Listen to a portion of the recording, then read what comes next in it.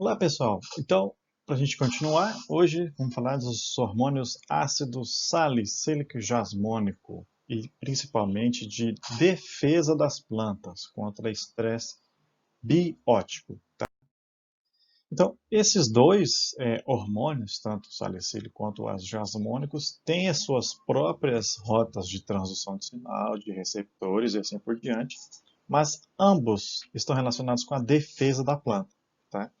Então, o que é importante a gente ressaltar é que plantas são organismos sésseis, ou seja, eles não conseguem se locomover, né? A não ser por dispersão de sementes e assim por diante.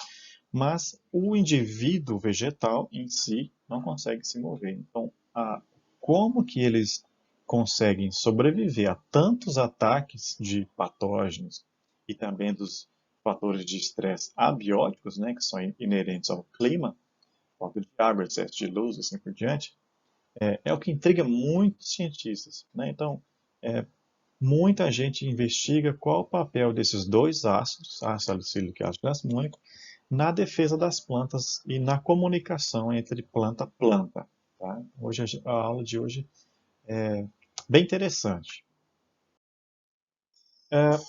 O que seria então esse estresse biótico? Então, qualquer estresse causado por outros organismos biológicos, né? Então, a herbivoria, qualquer vírus, bactérias, fungos, nematóides, enfim, qualquer tipo de patógeno que a gente vê numa planta é um tipo de estresse biótico, tá?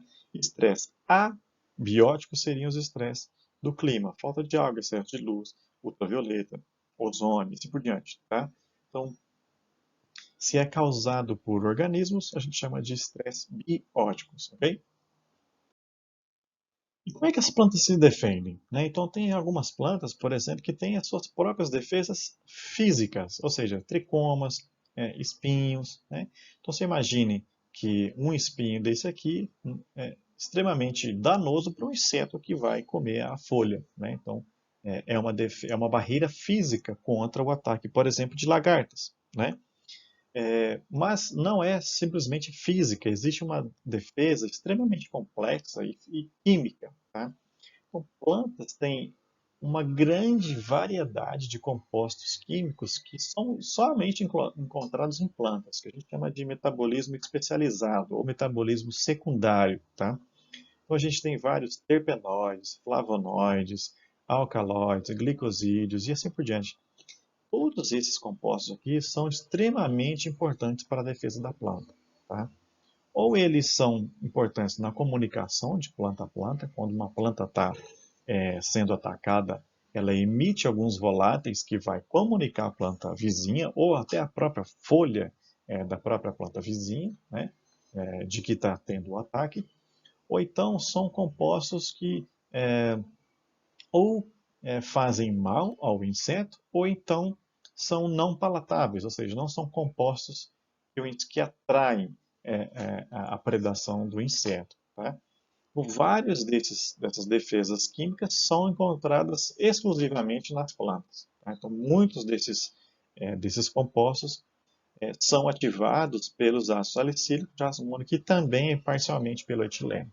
Então, hoje a gente vai falar basicamente dos salicílicos e jasmonatos. Então, que tipo de defesa ocorre? Existe uma defesa local e existe uma defesa sistêmica. Tá? Então, local a gente chama de HR, que seria da sigla em inglês, significa resposta de hipersensibilidade. Né? É uma resposta defesa local, onde está acontecendo o ataque do patógeno. E sistêmica, a gente chama de resistência sistêmica adquirida, é quando um outro órgão, ou uma outra planta, uma outra folha, um outro fruto, ou qualquer outra parte da planta, recebe um sinal e ele consegue minimizar ou até evitar que esse patógeno, essa praga, esse vírus, esse fungo, possa infectar este órgão. Tá? Então, quando existe uma resposta local para defender daquele ataque, e existe uma resposta que é translocada ao longo da planta para evitar que outras partes da planta sejam também danificadas. Isso a gente chama de resistência sistêmica adquirida quando outra parte da planta não foi ou foi menos danificada em relação a esse ataque de patógeno. Então, qual seria, em termos, né, qual é a diferença entre a resposta hipersensitiva e a resistência sistêmica adquirida? Então, aqui você tem um patógeno que entra aqui dentro da célula. Então, esse patógeno, à medida que a célula percebe que está sendo atacada, vai ter a síntese desses hormônios. Lembra que tem a etapa da percepção, a etapa da transdução do sinal e depois você tem uma resposta, né? Então, a resposta fisiológica aqui seria o combate a esse patógeno, tá? E, concomitantemente com isso, você tem um sinal que vai sair dessa folha que está sendo atacada para uma outra folha que ainda não está sendo atacada, tá? Então, esse sinal vai ativar a rota de transdução do sinal e vai levar à resistência sistêmica adquirida, tá? Bom, que sinal são esses? Pode ser glutamina, pode ser cálcio, tá? A gente tem vários trabalhos mostrando que o cálcio é rapidamente, em termos de segundos, translocado dessa folha para essa folha aqui, ok? Então, quando você coloca uma lagarta para comer essa planta aqui, essa folha aqui, rapidamente, cálcio vai ser... Lembra que cálcio é um dos mensageiros secundários, né? Então, o cálcio vai ser sintetizado após a ativação hormonal e vai ser translocado pelos vasos condutores para essa folha aqui. Então, essa folha aqui, se ela tiver essa resistência sistêmica adquirida, esse patógeno não vai conseguir infectar essa folha, porque toda a defesa já está preparada. Tá? Então, existem respostas que são específicas para essa folha aqui, que já está sendo atacada, e essa folha aqui vai, vamos dizer assim, avisar a outra folha de que tem algum patógeno aqui. Tá? Por isso que você muitas vezes vai ver numa planta, ou principalmente numa árvore, uma parte da árvore está sendo atacada por algum patógeno e a outra parte não. Por quê? Possivelmente já houve um sinal dessa parte atacada para a parte que ainda não foi atacada se defender. Tá? Isso é muito comum nas plantas. Por exemplo, uma das respostas da indução, da resposta hipersensitiva é a indução de morte celular na região atacada. Então, por exemplo, assumindo que essa região aqui foi a região atacada, então imagine que se tem aqui um fungo, uma bactéria, qualquer coisa desse tipo, o que a planta faz? Induz a morte celular em umas regiões ao redor dessa, para que esse patógeno não consiga infestar as outras partes da folha. Tá? Então, como é que faz isso? Veja que está sendo quase que praticamente circundado aqui pelas nervuras, né? Então aqui está acompanhando exatamente a localização de uma das nervuras secundárias. Então restringe, por exemplo, o transporte de água para esse local. Restringindo, a célula morre, né? A célula precisa de água para manter seu metabolismo. Então, uma das respostas é restrição de nutrientes e água para o patógeno. Então, restringindo o transporte via vasos condutores para essa região, o patógeno vai morrer. É claro que a planta vai perder essa área aqui, como são células mortas, mas mantém essas outras aqui íntegras. Né? Então, é um tipo de resposta para minimizar os danos causados pelo patógeno. Então, esta é a resposta local, hipersensitiva. Ao mesmo tempo que ela está se defendendo aqui, lembra que ela está também enviando sinal para uma outra folha, para uma outra parte da folha, de que há um patógeno atacando essa planta. Uma outra característica muito interessante que as plantas são capazes é de, por exemplo, sob um ataque de uma lagarta, você tem dois tipos de sinal. Um, que é o sinal que está na saliva da lagarta, e outro que é o próprio sinal de, vamos dizer assim, de ataque da lagarta. Né? Então, esses sinais combinados vão levar à síntese desses hormônios, ácido jasmônico e ácido salicílico, que induzem uma série de transdução do sinal, e induzem uma rota, né, uma cascata de sinalização. E uma das coisas que esses hormônios podem sintetizar são voláteis que vão atrair predadores da lagarta. Tá? Então, a lagarta está aqui comendo a folha simplesmente libera voláteis para o ar que vão atrair, né, vão recrutar parasitoides dessa lagarta aqui. Tá? Então, ou seja, ela está chamando um reforço do reino animal. Basicamente isso. Ela está sendo atacada, liberando voláteis, e esse animal aqui vem aqui comer essa lagarta. De certa forma, ela está se defendendo.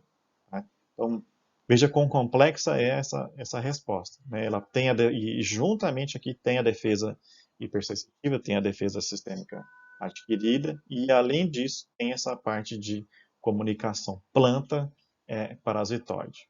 Okay? Além disso, a gente tem muitos trabalhos sendo publicados agora que existe uma comunicação entre as próprias plantas. Tá? Seja via parte aérea, através do que a gente chama de voláteis, né, moléculas orgânicas voláteis, ou através, por exemplo, de uma comunicação na raiz. Então veja que muitas raízes podem estar conectadas por exemplo, diferentes fungos. Né? Então esse fungo aqui infeta essa planta aqui. Mas não é um fungo maligno nesse caso. Né? São espécies que contribuem para a associação, são micorrizas, por exemplo, né, que contribuem para o desenvolvimento da planta.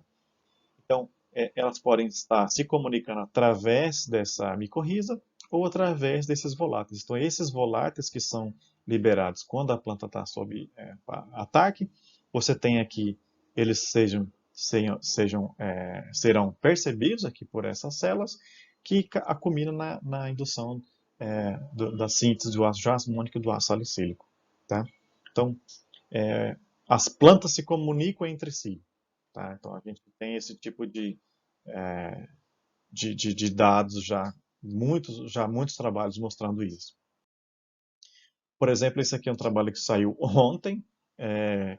Uma planta que estava sob ataque de herbivoria, ela sintetiza esse composto aqui via essa enzima aqui e essa planta vizinha que se torna mais resistente porque ela tem um aumento na síntese de ácido jasmônico e o ácido jasmônico que vai levar a uma resistência a essa herbivoria. Tá? Então, quando essa planta aqui está sob ataque, ela libera esses voláteis através dessa enzima, e aí você tem essa planta aqui, opa, já estou sabendo, né? Ou seja, é como se fosse um recado de que tem patógeno na área, ou seja, uma população, se você coloca patógeno em uma planta, as outras plantas já vão perceber porque o, o, o perfil de voláteis daquela área vai ter esses voláteis que são recados, né, que são mensageiros do estresse. Okay? E, de novo, está envolvido o ácido jasmônico. Tá? Então, esses são o ácido jasmônico e o ácido salicílico, são dois hormônios extremamente importantes para esse tipo de resposta. Para finalizar, assim, é um tema bem polêmico, nem todo mundo é muito fã desse tema. Eu, particularmente, não sou um defensor absoluto de tratar plantas como organismos inteligentes, mas o fato é que elas se comunicam entre si, né? Então isso é mais do que demonstrado. As raízes têm uma certa conexão até elétrica, né? Então existe uma sinalização elétrica entre raízes. As plantas têm memória, então uma planta que passa numa situação de estresse, numa segunda período de estresse, ela tem menos prejuízos, vamos dizer assim, porque ela tem uma certa memória daquele estresse. E essa memória passa até por gerações.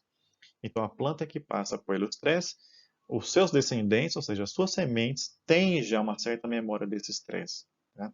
Então, é um tipo de comportamento cognitivo, né? Um tipo de memória, mas assim, muita gente também critica de que tentar tratar as plantas como seres inteligentes é humanizar demais um organismo vegetal. Tá? Então, tem os dois lados. Eu trouxe aqui mais como curiosidade para vocês refletirem. Ok?